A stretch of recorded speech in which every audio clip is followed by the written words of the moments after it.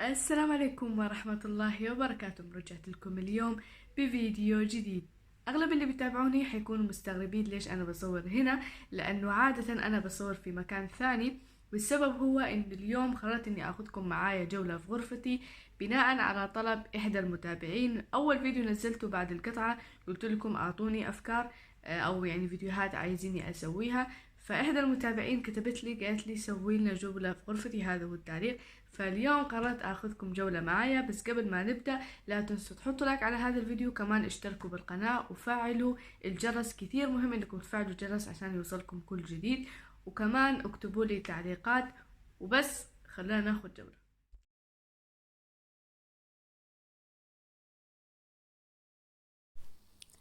أول ما بتدخلوا غرفتي طبعا بتلاحظوا إنها كلها بنفسجي، لأنه البنفسجي والرمادي هي ألواني المفضلة، فعشان كذا قررت إنه غرفتي تكون بالبنفسجي. وهذه الغرفة كانت تنام معي فيها أختي الكبيرة، لأنه كنت أخاف أنام لوحدي، بس حاليا خلاص صرت أنام لوحدي عادي. هذا هو السرير الأول، وهذا السرير الثاني. كمان في عندنا كرسيين، هذا الكرسي الأول وهذا هو الكرسي الثاني.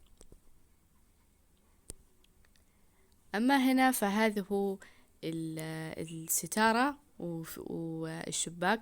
الفيو من برا كثير حلو، بس ما صورته لأنه الدنيا كانت شوية مظلمة، لأنه صورت بالليل.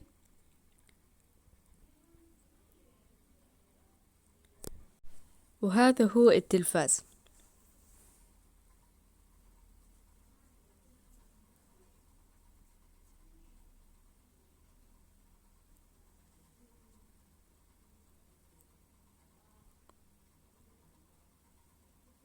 هذا الصندوق أنا أحط فيه أشيائي الخاصة، مثل الدفاتر أحيانا، وأحيانا أحط فيه كتبي أحطها في هذا الصندوق اللي موجود جنب التلفاز بالضبط.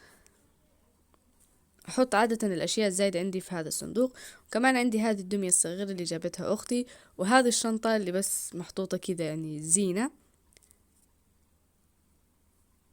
وهذه هي أدواتي الخاصة زي ما انتم شايفين. عندي هنا تقدر زي ما انتم شايفين هذه كذا تلف وتدور، فعشان كذا أنا كثير حبيتها. عندي هذه الفترة عطوري المفضلة، هذا العطر، وكمان العطر الثاني.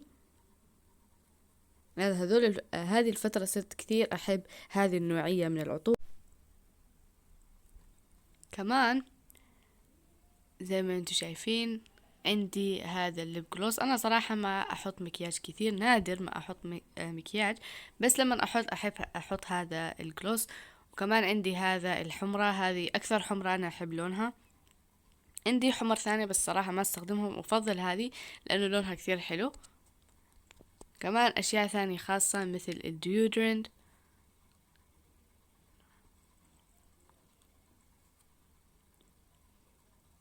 وكمان هذا زيتي المفضل، هذا هو زيت للشعر، كثير حلو يا بنات، بينعم الشعر وكمان بيساعد انه الشعر يطول.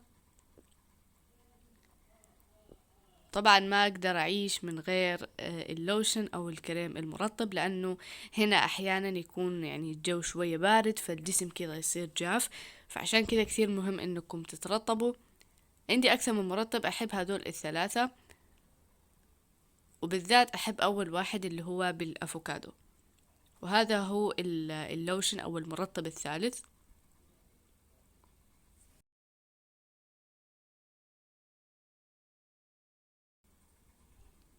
كمان لما احط ميك اب احب استخدم هذه المسكرة، لانها يعني تنفع مع رموشي، لانه استخدمت يعني مسكرات كثير قبل كذا بس رموشي كانت تتساقط، وهذه افضل مسكرة انا جربتها. وبس هذا كان كل الفيديو، اتمنى الفيديو عجبكم، واكتبوا لي بخانة التعليقات ايش حابين يكون الفيديو الجاي، ولا تنسوا لايك وسبسكرايب والاشتراك والكومنت. كان معكم عاسة. see you at next video. bye.